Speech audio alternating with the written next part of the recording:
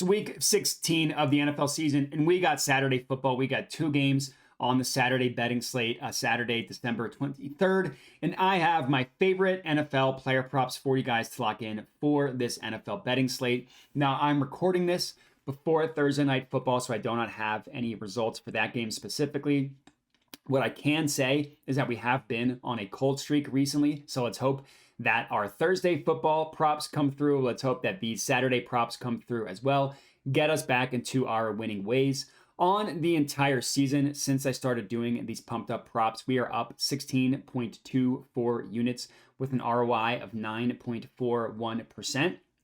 We have been in the double digit ROI for so long that it really hurt to get below 10, but still, having an ROI above 9% is still very good. Keep in mind that I started doing these pumped up props in week 7. If you look at the entire NFL season, including up until then, I'm up 11.76 units. So again, I started off the season cold and I'm in a little bit of a cold streak now. Let's hope we can get out of it again with Thursday's picks. Hopefully those are already cashed by the time you're watching this. And then hopefully we can get Saturdays as well.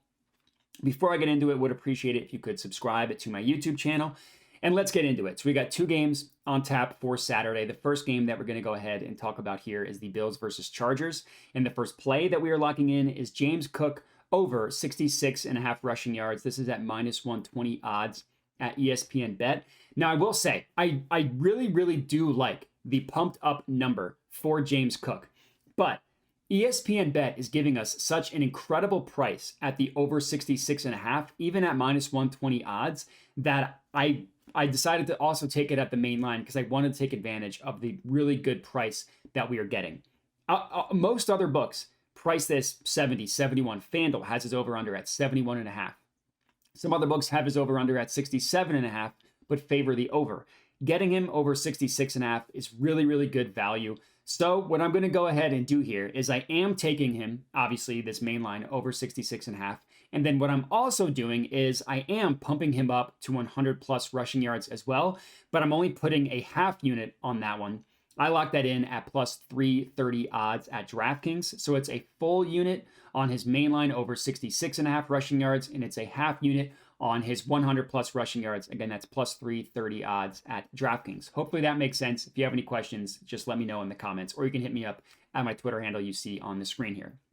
So looking at the play here, this might be a little bit too reactionary because James Cook just blew up last week. He had an incredible game. But I do think that with the new offensive coordinator, I think the Bills have found a little bit of their formula on offense, at least for the time being. There's going to be a situation where they're going to need to throw 50 times. I don't think that situation is going to need to be this game against the Chargers.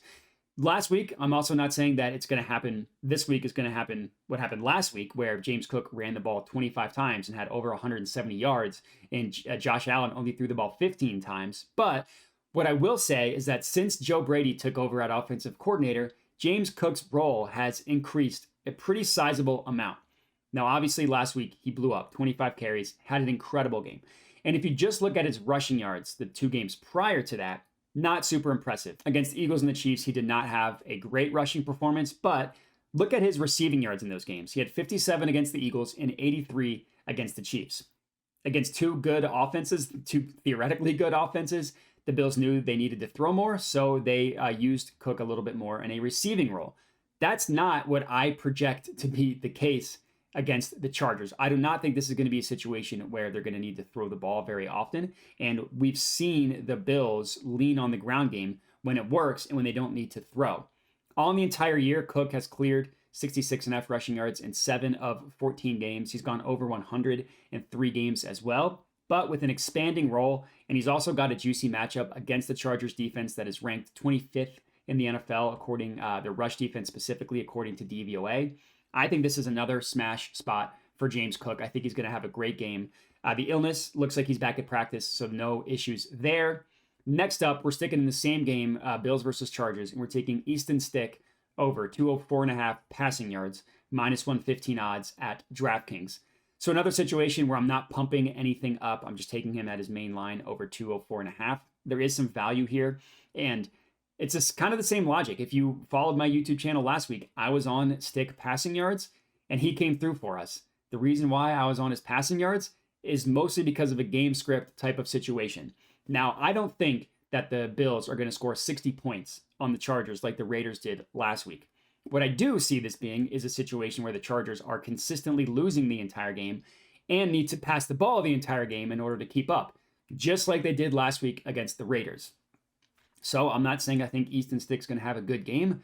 I think he's going to end up getting this because of garbage time. And yeah, I know that the Bills defense did just shut down Dak Prescott and the riding, flaming hot Dallas Cowboys offense.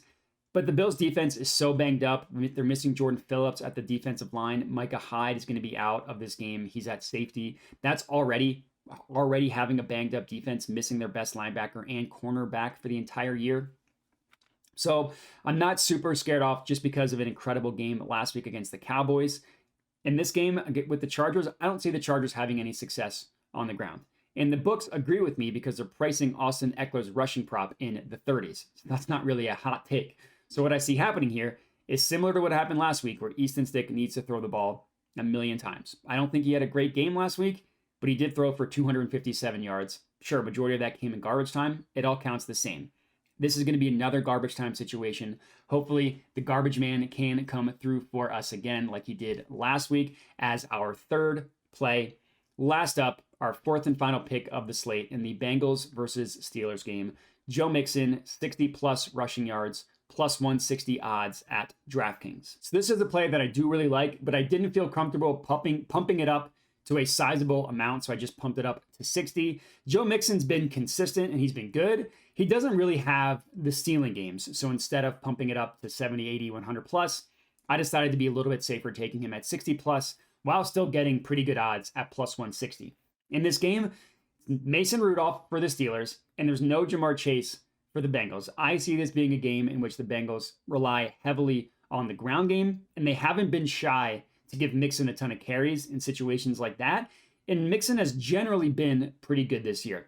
Now, I know that there's a lot of love for Chase Brown on the Bengals, but he's more of the change of pace, receiving type of back, and he isn't really getting that many snaps. 3 weeks ago, he had 10 of 61 snaps.